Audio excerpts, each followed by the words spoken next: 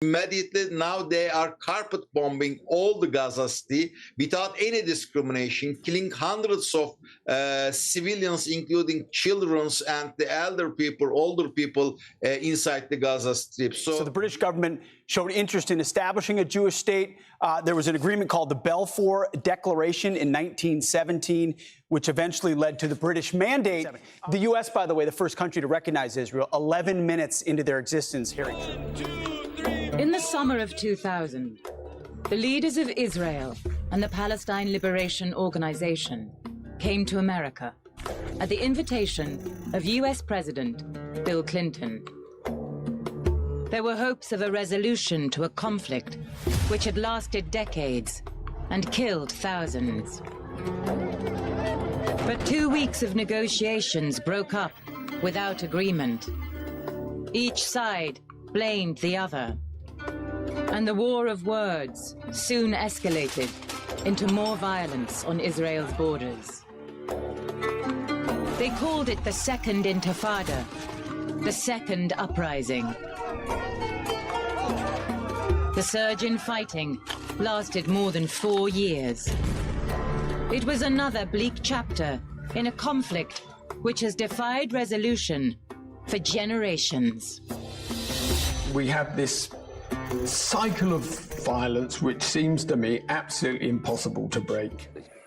As he continued his tour of the region, the US's top diplomat will have been aware that criticism of Israel's tactics was now coming from many others. Stop this carnage against the Palestinian people now, to allow for humanitarian assistance and passage to the people who need it, food, medicine, all the elements that is needed for staying alive. We need to save human lives, and we need to save it immediately. And the third thing that we need to do, we should not allow, as humans and as defenders of international humanitarian law, and as UN and as Security Council, to allow, after 75 years of our first Nakba. Almost certainly, one of the options, you have a phased approach to this sort of thing. The first phase will be a shaky operation. We've just discussed it on the land part, but it would also involve the bombing. You remember there's been 6,000 bombs in 6 days. Tamim bin Hamad al-Thani, a leader who maintains links with Hamas as well as the West. And Secretary Blinken then publicly laid out the 2 areas where they're working together. We discussed in detail our efforts to prevent any actor, state or non-state, from creating a new front in this conflict. But there's a key difference in the approach of the 2 countries. Qatar's Prime Minister made it clear his nation wants an immediate ceasefire in Gaza. We cannot deprive the people in Gaza from electricity, water, and medicine, and like all the means of life. We believe that the situation is very dangerous. All right, what's up, guys? Welcome back to the MetaHour. We are back again. This is episode 2. Episode 1, we really got into talking about metaphysics. You know, what does a metaphysician believe? And what are some of the principles and guiding philosophy behind being a metaphysician? We talked about Ma'at, and we also talked about various different things. But today, since last episode, we were really focused on her. We talked about her. We went into Proverbs, and we saw, you know, she is wisdom. So we talked about her. But I think this episode, we should probably focus on him, or Elohim, or what many people would say is the Lord in the Bible, specifically focusing on he. And if you don't know, to me, in my belief, in my understanding, when you focus an illustration around him, you create what we know as his story, or a story about him. And that's just the kind of way that I see it. You know, you may have your own interpretation, but just looking at the biblical text and them focusing on the male mostly, I can understand why, you know, we would be in something, instead of having the records of the past, we are in his story, or the story of him. So we're going to really get into what that means.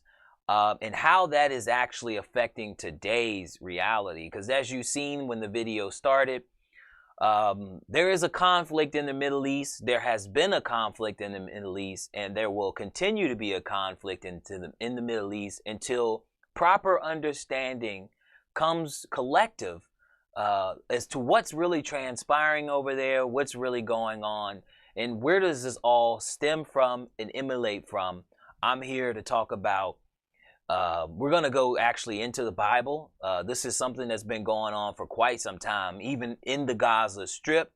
All of this is in the Bible. This is all talked about. This has been a continuously long war, and an unfortunate war on both sides. Many people have been lost, many lives, many families affected. So there's an individual thing and a collective thing. This could be, you know, this conflict, and we're going to go into it, could be the direct resulting in World War I. Obviously, we know World War II was heavily influenced, and it could spark World War III. We could be seeing that right now simply because every world war, based off the information we're going to go through in this video, can be attributed to this conflict between the Palestinians, and I would say Jewish, but it's not all Jewish people. It is a Zionist movement, the Zionist movement of Jews. So we're going to really get into it. So buckle up, guys. We got we got a show for you today, man. It's going to be one of them ones. Yes, please like, subscribe. Let's go.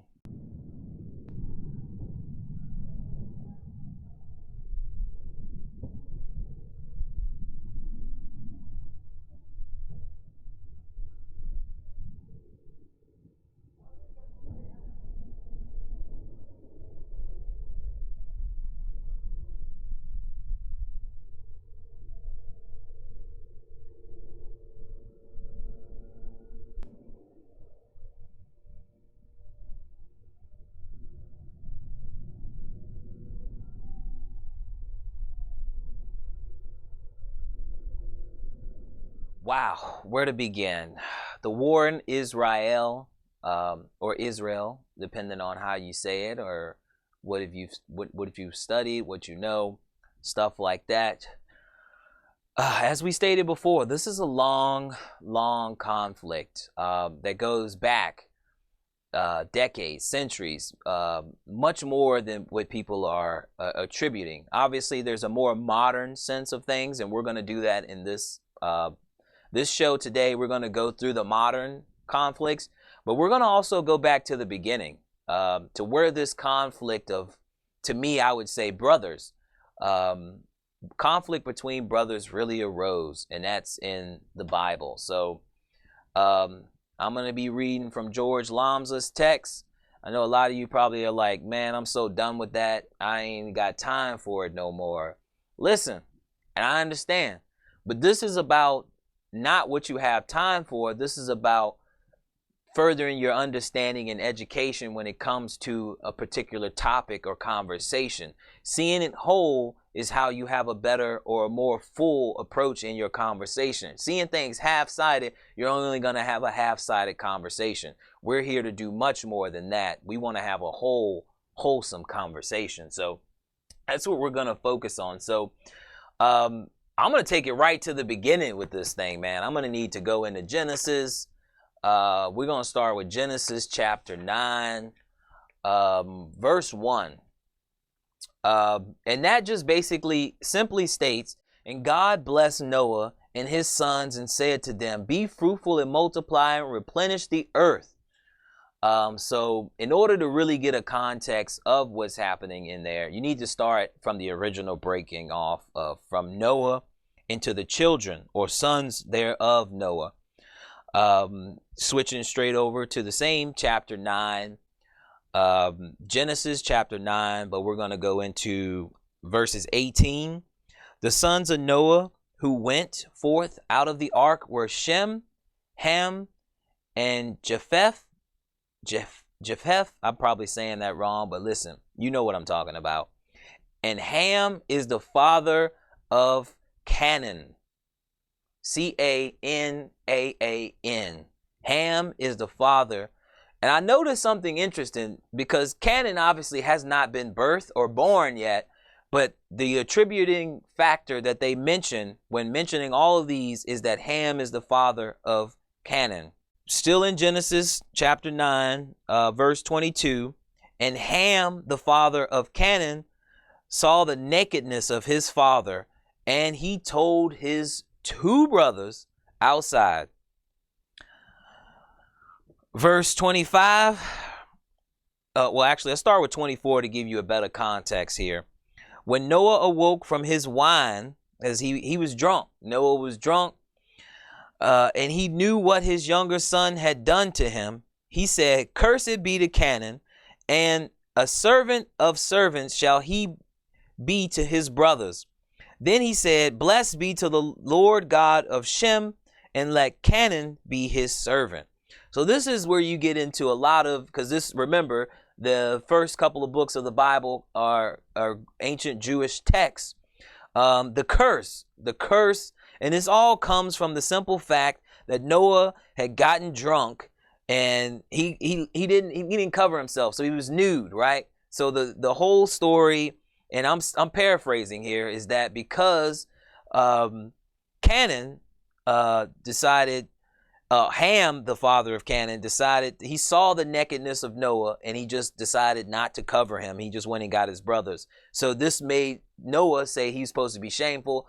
Personally, listen, this ain't justification for someone to be a servant. If that's the case, this is what we call being extra. This is being real extra. But this is where a lot of people get their beliefs from, and they hold true to this, that certain people are supposed to serve them simply because somebody saw Noah's nakedness because he was drunk and didn't cover himself. Let's just be real. That's the text. I'm not making this up. This is the text. This is straight from the Bible. And you can get your I said G last time, your KJ, your King James Version, your KJV, and you can see this exactly what I'm saying. That's why I want to hit y'all with this. So in Genesis chapter 9, verse 25, he said, "Cursed be to Canaan, a servant of servants shall he be to his brothers," because of this. Yeah, again, I don't really vibe with that, but that's what's happening. All right. So after we get into that curse, we're going to talk about Ham and the lineage. So in Genesis chapter 11, verse 6, and the sons of Ham were Cush, Mizraim, Put, and Canaan. And the sons of Cush were Sheba, Halvea, Sabbath, Rama, and Sabtecan. I'm probably, listen, I'm butcher these names because, listen, I didn't study all of that. But that ain't the point. Me pronunciating the names is not the point. The point is that some of these names are familiar and you've heard of them, for sure. And Cush begot Nimrod. So remember, the son of Ham is Cush, and Cush begot Nimrod, the mighty one on the earth. And remember, and this is all in Genesis, he was a mighty hunter before the Lord, where it was said, even as Nimrod was a mighty hunter before the Lord, and the beginning of his kingdom was Babylon. Okay? Babylon, Nimrod, Sheba, Cush, Ham, Canaan, or Canaan, if you want to say it. Okay? Understand, these names are going to be very important later. Still in Genesis chapter 10, verse 19, and the border of the Canaan or Canaanites. See, so this is the people now. So Canaan, but they're Canaanites, extends from Sidon, which is at the entrance of Gadar, as far as Gaza, which is at the entrance of Sodom, Gomorrah, Admah, and Zebium. Okay, Gaza. As far as Gaza, we are talking about Canaanites, okay, in Gaza. Okay, this is far beyond any modern sense of modern ethnicities, any modern things. This is far beyond the creation of many modern religions that do not reflect this information. But you can see it's clearly here in the Bible, understanding this land and the people from which originally occupied this land.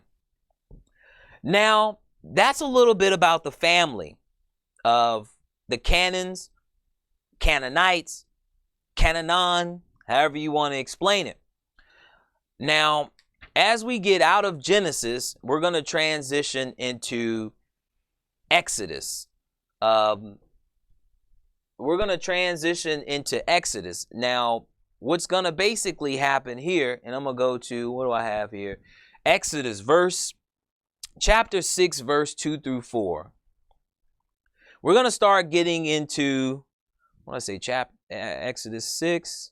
We're going to start getting into the conflict here, because obviously we've talked about the land, the people, and this curse that, some people are supposed to be servant because of Noah's nakedness.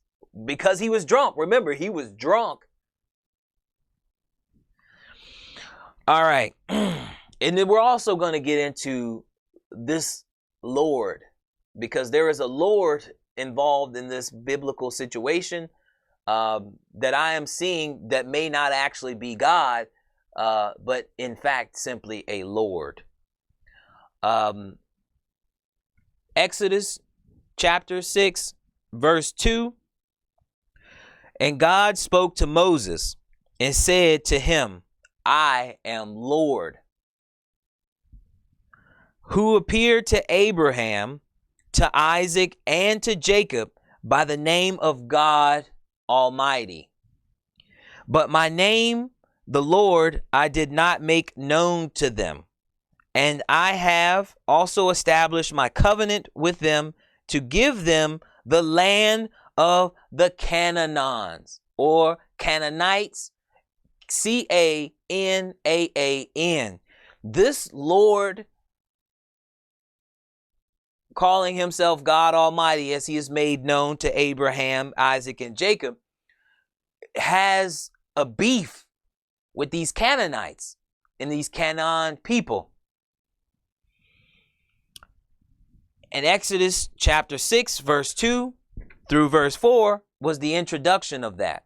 Now, we're going to go a little further into Exodus. We're actually going to go to Exodus 22, but I wanted you to see a little bit about this Lord in our introduction to that Lord.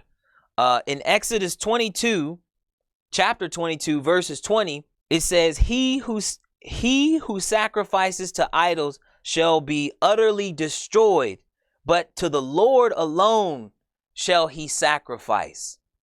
So this Lord obviously has a problem with the Canaanites, or the Canaans, and he has an issue with anyone who sacrifices anything other than to him.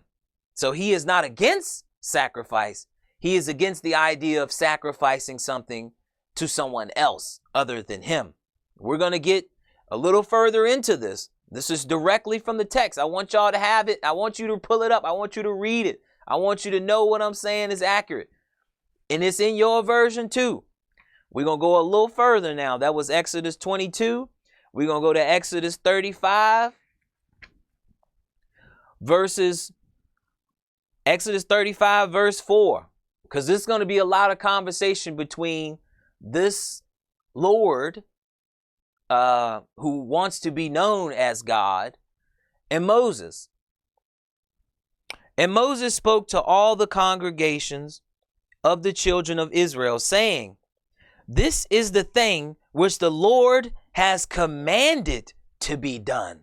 The Lord, remember the Lord, only sacrifice to me and no one else, or you be utterly destroyed. Take from among you an offering for the Lord. Whoever is a willing heart, let him bring an offering to the Lord, gold, silver, brass, blue, purple, and scarlet material, and fine linen, and goat's hair, and ram's skin dyed red, and dark blue skins, and shittim wood, and oil for the light, and spices for anointing oil, and for the sweet incense. Now, does this sound like a human being or a divine creature? At this point, this Lord who wants offerings or sacrifices of gold, silver, fine linens. What is a divine spirit going to do with linens? I know what a person will do. A person will wear them. And oils for the aroma. So smell. That this shows you this individual or this being could wear clothing and could smell, because this being wanted spices for that sweet incense smell. Okay? We're going to continue on here. Again, I'm not making this up. I'm reading it directly from the text. And if you want, I mean, it might be a little difficult, but I can try to give that to you in some kind of meaningful manner. But it's probably going to be too difficult at the state in which you're in. So let's bring that back. But I'm giving it to you. Again, that was Exodus chapter 35, verses 4 through 8, where we're talking about the offerings. Now, let's move a little further into the Bible, because, you know, this is an educational story. We're learning. We're going to get into Leviticus. Leviticus chapter 5, verses 14 through 15. And this is straight from the book. Again, I can hold it up so you can see I'm reading directly from the book. Again, the Lord spoke to Moses, saying, if any person commits a trespass and sins through ignorance in the holy things of the Lord, then he shall bring for his trespass offerings to the Lord, a ram without blemish out of the flock, value in money at 2 shekels of silver, according to the shekel of that sanctuary, for a trespass offering. So if someone commits, you know, trespass out of their ignorance, they have to bring this Lord silver or a ram. And that ram, it's probably pretty evident what's going to happen with that ram. He's going to eat that ram. A good one, without blemish. You know, nothing wrong with it, no disease in the meat. A beautiful ram to eat. Okay? We're still talking about this Lord and offerings. So we're in Leviticus chapter 6, verse 8. And the Lord spoke to Moses, saying, command Aaron and his sons, saying, this is the law of the burnt offering. So the Lord is introducing burnt offerings to these individuals under Moses. We can get into, obviously there are Levitical or Levites, but this is in the text. Okay? So there's sacrificial burnt offerings being provided to this Lord who deems himself as God Almighty through his servants. Let's go now into Numbers. We're going to jump to Numbers, which is the very next book, or canon, however you want to say it. We're going to jump to Numbers 29. Numbers 29. Let me find myself here, because I know y'all like, what? We're going to get into some more stuff. Don't worry. The background, we're going to listen. It's more than me just reading this stuff. Trust me. But I got to set the record straight. I got to lay it out. All right. So now we're in Numbers 29. If I can get myself right. Verse 13. Continuing the burnt offerings for the Lord. And you shall offer burnt offerings, a sacrifice made by fire, a sweet savor to the Lord. 13 young bullocks, 2 rams, and 14 lambs of the first year. They shall be without blemish.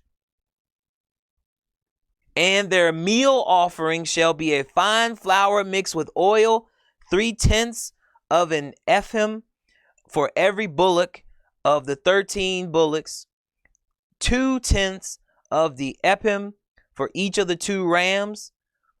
So from what we can see, it sounds like they're putting on a feast. Like this, he not only does he want the meat to be cooked, burnt, but he wants some flavor on it. Come on, he wants some flavor on it. This Lord was very human-like in attributes based off what we're reading here. Again, I'm not making this up. This isn't my opinion. This is directly from the text. So I want you to know that. We're going to keep on going here. The war in the Middle East. So we're going to get to that. That's the very next piece here. So let's go. Now that we have a better understanding of the initial Canaanites or Canaan people and this Lord who commands Moses does not agree with them or like the way that they are living their life. And this Lord likes fine linen, and he likes a fresh sacrifice, fresh meal of meat with no blemish. But let's get into some of the more pertinent information. I want to lay that background. Now we're going to get into the pertinent information. We're still in Numbers, but this is chapter 31, verses 7. We're going to begin with, and we're going to really get into the Lord and his commandments for Moses. And they warred against Midian, as the Lord commanded Moses, and they slew all the males, and they slew the kings. Hold up. The king, I might want to turn my mic down a little bit. Hold up. Yeah, kind of probably pitching out. I hope I wasn't pitching out a lot during this. So let's come down here. All right. So they slew all the kings of Midian with the rest of those that were slain, namely Ivy, Rakim, Zor, Hur, Reba, the 5 kings of Midian. Balaam, also the son of Beor, they slew with the sword. And the children of Israel took all the women of Midian captives, and their little ones, and all their cattle, and all their flocks, and all their wealth, they plundered. The children of Israel took all of their wealth, the king of Midian, and we're going to remember, I laid the background, and they plundered it. And they burned all the cities wherein they dealt, and all their unwalled villages with fire. And they carried away all the spoils and all the booty, both of men and of beasts. And they brought the captives, the booty and the spoil, to Moses and to Eleazar the priest, and to the congregation of the children of Israel. Skipping a little bit down, we still in Numbers chapter 31, but this is verses 15. And Moses said to them, why have you let all the women live?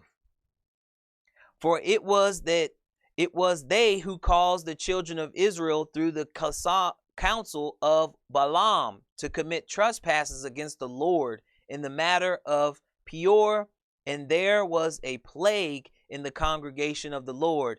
Now therefore kill every male among the little ones, and kill every woman who has known man by laying with him, but all the female children who have not known a man by lying with him, keep alive for yourselves. Keep alive for yourselves. Okay? This is savagery. This is wickedry. This is annihilation. This is genocide. Hold on to your horses. It's just the beginning. This is literally just the beginning. Let's go.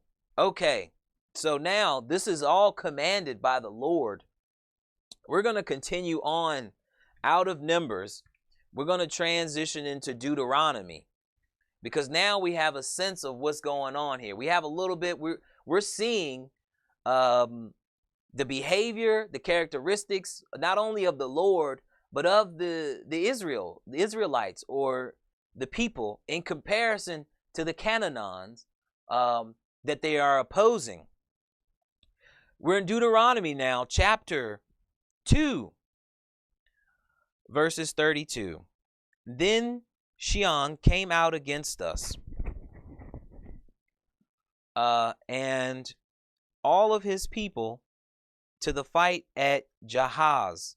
And the Lord our God delivered him to us, and we smote him, and his sons, and all his people.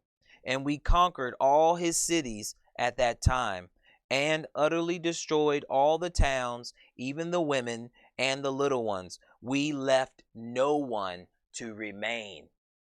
Okay, this is not what's happening today, what's happening in Gaza. This isn't the first time that a group of individuals decided upon themselves that they want to genocide or murder everyone, men, women, and child, leaving no one alive.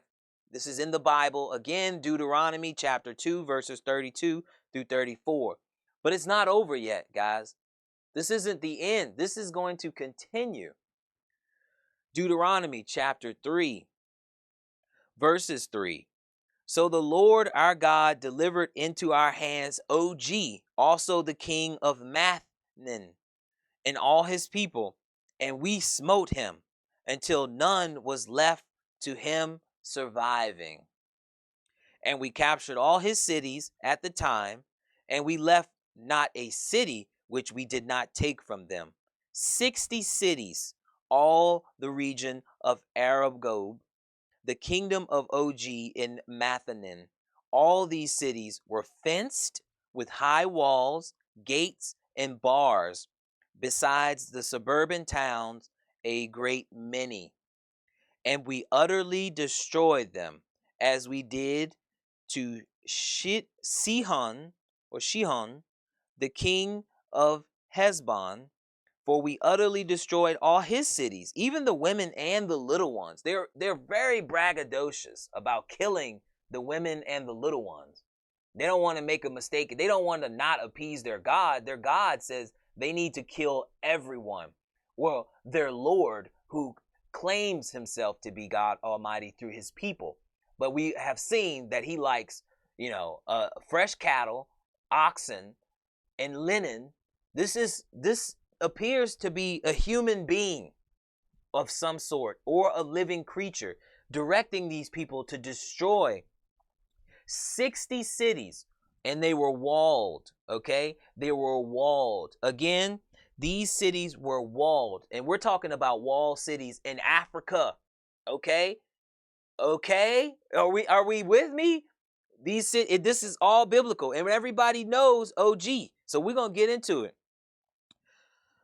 because this is where they're destroying the hand of Og. For only Og, the king of Mithan, remain the remnants of the giants. Okay?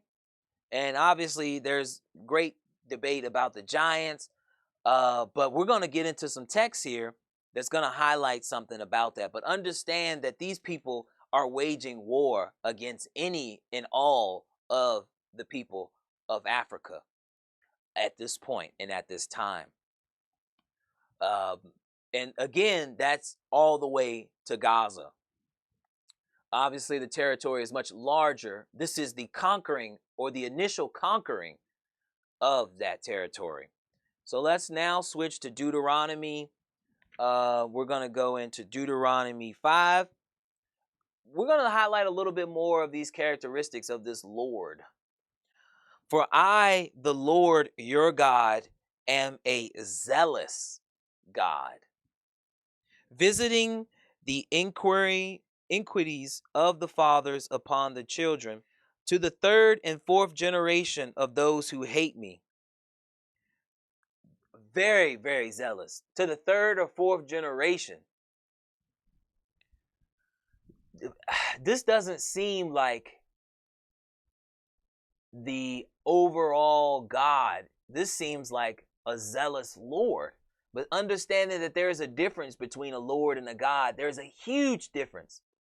And I think that this book is illustrating that, if we are to take into consideration what's being said. Now, Deuteronomy chapter 7, verses 2, and when the Lord your God shall deliver them before you, and you shall defeat them, then you shall utterly destroy them. You shall make no covenant with them, nor show mercy to them. Okay? No mercy. Again, this is not God. God's grace, God's mercy. This Lord says show no mercy. This is a zealous Lord who shows no mercy and wants them to murder not only the men, but the women and children. It's all documented, and we've gone through that. So, also, let me go ahead and add this in there in Deuteronomy chapter 7, verses 5. But thus shall you deal with them. You shall destroy their altars and break down their statues and cut down their ornaments and burn their graven images with fire. This is a really zealous Lord. Okay, now we're going to continue out of Deuteronomy, because I had to lay that background for y'all. Y'all don't be believing me, man. Y'all don't be believing this stuff. Listen, I had to lay that background so y'all could at least be with me.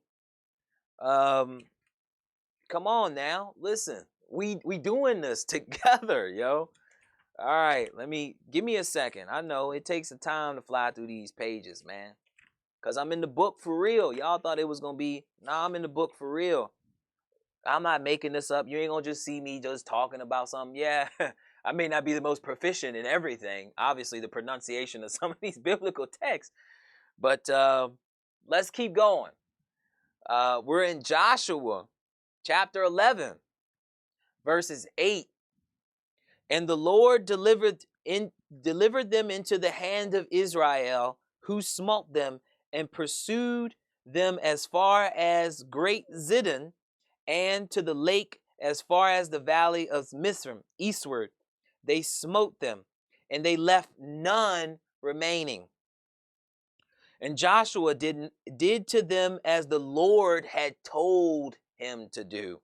He utterly destroyed their horses and burned their chariots with fire. And Joshua at the time turned back and took Hazor and slew its king with the sword. For Hazor before had been the head of all of the kingdoms. And they smote with the edge of the sword all the people that were in it, utterly destroying them. There was not a soul left among them. And he burned Hazor with fire. So not only did they burn your whole town to the ground, they murdering all the people, murdering the livestock. This is what you call, I don't know how they try to make the Roman army and all these, they just taking it from these people. Clearly, this was problematic. This was very, very problematic. These Israelites were very murderous. Again, straight from the text, not making this up. All right, now that was verses 8 through 11. Now let's talk about verses 19. There was not a city that was not delivered up to the children of Israel, and they destroyed it, except the Hivites who dwelled in Gibeon, whom Joshua allowed to live and work for Israel. Now all the kingdoms are 7 in number, and Joshua destroyed them all. We talked about 60 cities. We talk about 7 kingdoms. We're talking about the destruction of a lot of ancient Egyptian or African, and I say Egyptian, obviously, this could be this is Canaanite. So we're talking about Kim and things like that. Kemet. We're talking about things on that level.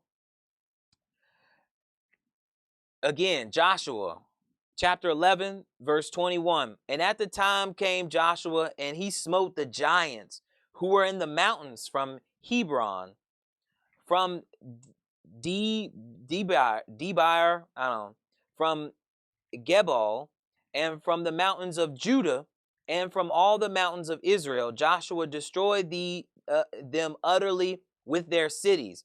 There was none of the giants left remaining in the land of the children of Israel, only in Gaza.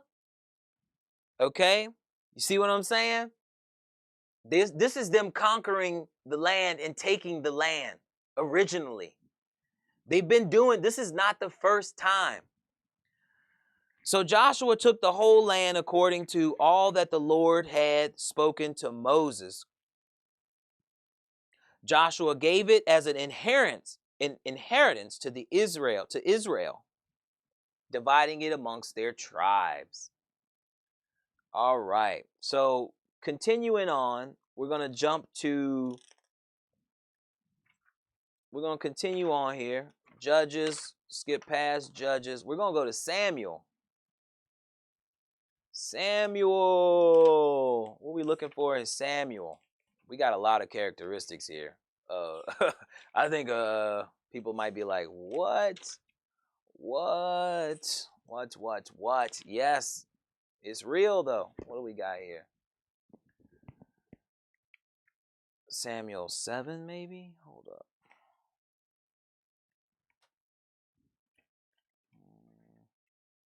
Missing one. There's one more thing I wanted to show you. And I think I got it. I think I got it now. Okay, Samuel 15. We're going to talk about Samuel 15, verse 7.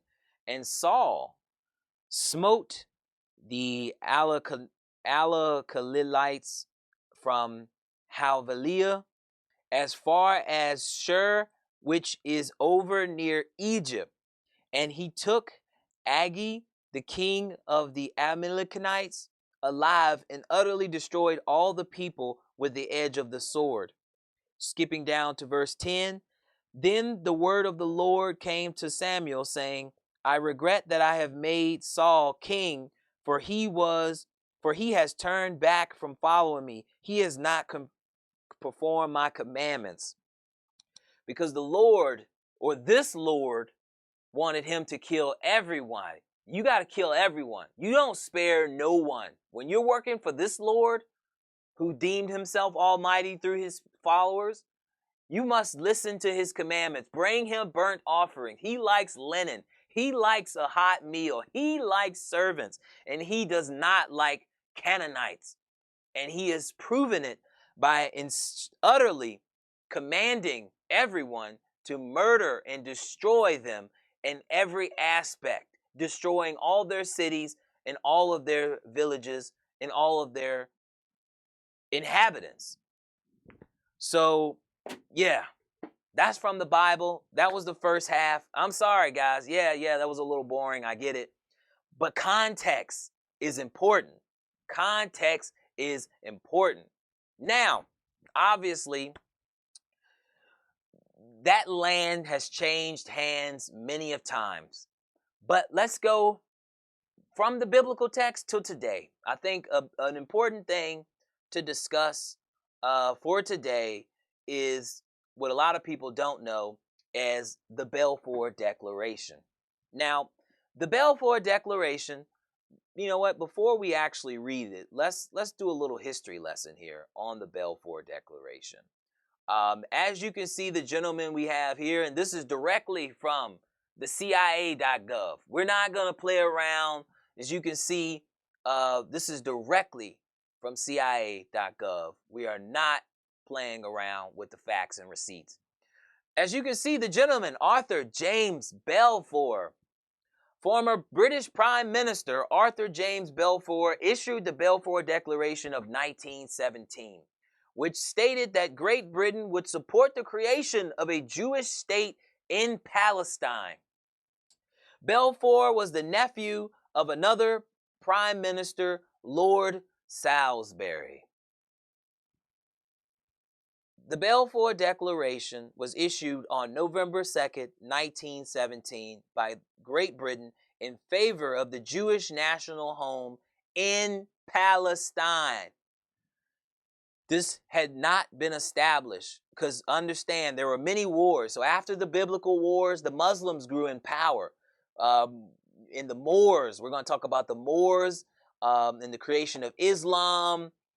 So many more things happened that's not in this episode that, you know, you guys just got to do your research. But we're going to hit from the beginning and we're going to go to today. There's a lot in between. You need to you really need to look into the golden age of the Moors.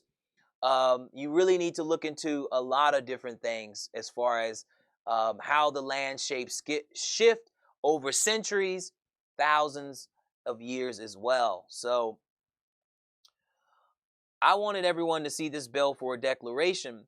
It was initially in the form of a letter sent on March 1916 by the British statesman Arthur James Balfour, then Foreign Secretary in the cabinet of Prime Minister David Lloyd George, to Edmund James Rothschild.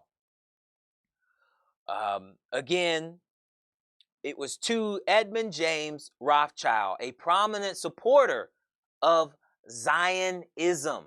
Okay, this is where we get today's state of Israel. It is a Zionist state. And again, I'm not here to do all your research. You're going to have to see what separates Jewish people because some of them are, many Jewish people oppose the Zionist state for various reasons. I think the number one was the fact that in their biblical text or in their text or the ancient text, the Torah, which the first, I believe, 5 books of the Bible are that. That's why we were in that. They believe that they don't need to establish their homeland. That is something that their God is going to do. But the Zionists have taken it upon themselves. So there's even conflict between these groups. And there's Jews that do not support Zionist Jews. Please understand that if you don't. But let's get back into it. The letter expressed the British government's support the establishment in Palestine of a national home for the Jewish people. I think it would be probably important to see what Palestine's opinion is, but we must understand that this is prior to World War I, prior to World War II, and prior to World War III. It is also committed, the British government, to making the best endeavors to facilitate the achievement of this objective, it being clearly understood that nothing shall be done which may prejudice the civil and religious rights of non-existent Jews communities in Palestine or the rights and political status enjoyed by Jews in any other country. Obviously, that's clearly not what happened, but that was the intent of this Balfour Declaration, was to establish the British government. Now, understand, this is the British government establishing and working with Edmund James Rothschild, but the British statesman who was pushing for this agenda was Arthur James Balfour. So collectively, the British government and entities within it working with the Rothschilds were working to establish a homeland for the Jewish people. I wouldn't say that, 1917 was 1 year before World War I, and a lot of these people were involved, but this could be a trigger that led to the initial World War. Because this was clearly frowned upon by a lot of people. Let's just make this sound sweet for them, but this was frowned upon by a lot of people.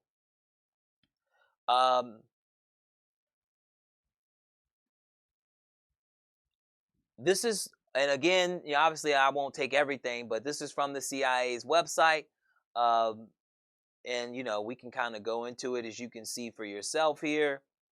It has been commonly accepted that the Balfour Declaration was a unilateral undertaking by the British government. The immediate purpose was to win for the Allied cause in the World War I to support the Jews and others in the warring nations and in neutral countries such as the United States. In the long term, the motive behind British policies rested on the importance of Palestine as a strategic point of land and sea routes to India, and above all, as the terminus at the Mediterranean Sea of pipelines from the rich oil-bearing regions of the Middle East. The establishment of a Zionist state under the British protection would have Great Britain possessing the possession of that coveted prize. Okay? These people were working together to further their own agenda in opposition of anyone's natural opinion, anyone's natural existence, anyone's natural life. So let's get into that document because, you know, I want y'all to be able to see this declaration as it is. So we're going to go through that declaration exactly as it is here. So, Foreign Office, this is November 2nd, 1917. Dear Lord Rothschild, I have much pleasure in conveying to you, on behalf of His Majesty's government, the following declaration of sympathy with the Jewish Zionist aspirations, which has been submitted to and approved by the Cabinet. His Majesty's government view with favor the establishment in Palestine of a national home for the Jewish people, and will use their best endeavors to facilitate the achievement of this object. It being clearly understood that nothing shall be done which may prejudice the civil and religious rights of existing non-Jewish communities in Palestine, or the rights of political status enjoyed by Jews in any other country. I should be grateful if you would bring this declaration to the knowledge of the Zionist Federation. Okay? There's a federation, and there is his signature. There's a Zionist Federation. Understand that this government was working with this Zionist Federation to create this state in Palestine, 1917. Okay?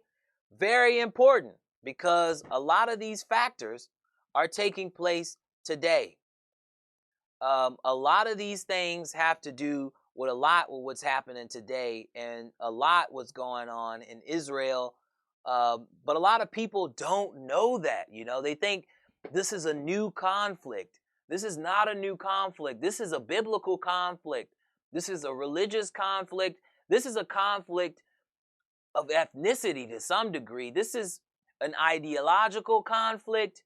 And for quite some time, this is something that has been perpetuated not for the benefit of the people in the region, but for foreign entities. The British government clearly wanted to benefit from this, and they have benefited.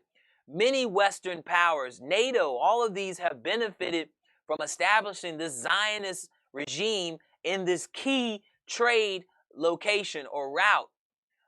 However, no one seems to have taken into consideration the people already living there, already established, already existing. So, until people take into consideration the idea that this one-sided, one state is not going to ever work, simply because it was imposed. The idea was imposed, the society was imposed, and Western powers have only done their best to further that imposement of their ideology, their way, upon people that have already existed in this region for thousands of years. And this isn't the first time, this isn't. So we, in the know, see this as a continuous conflict. simply because as long as there's someone establishing themselves in someone else's territory, there's always going to be conflict as long as those people are still there, and they are still there in large numbers. However, there's been many attempts to genocide and destroy these people, as you can see through the biblical and through today's time. We're seeing this over and over again. We're here to educate, reform, do better. Listen, yes. Thank y'all. Episode 2. Wow, we got into it, didn't we? Yeah, and again, I apologize. There's going to be some moments you might have got a little bored, but they were educational. Okay? You got to set the background. You got to set the foundation so that you can build something as great as the pyramids. Understand that the pyramids were not just built on sand. The greatest construction that ever took place was the foundation to house the pyramids. Understand that. Let's go. Listen, thank y'all for joining me. Episode 2. We talked about him. We talk about the Israelite state. We're talking about the Canaanites. But that's so much history, so much information that you can research. You can take these topics and go so much further. But I just wanted you to have a piece of a little bit of true knowledge, true history. So let's go. Yeah, thank y'all. Again, blessings to you all. It's your favorite metaphysician, and we out.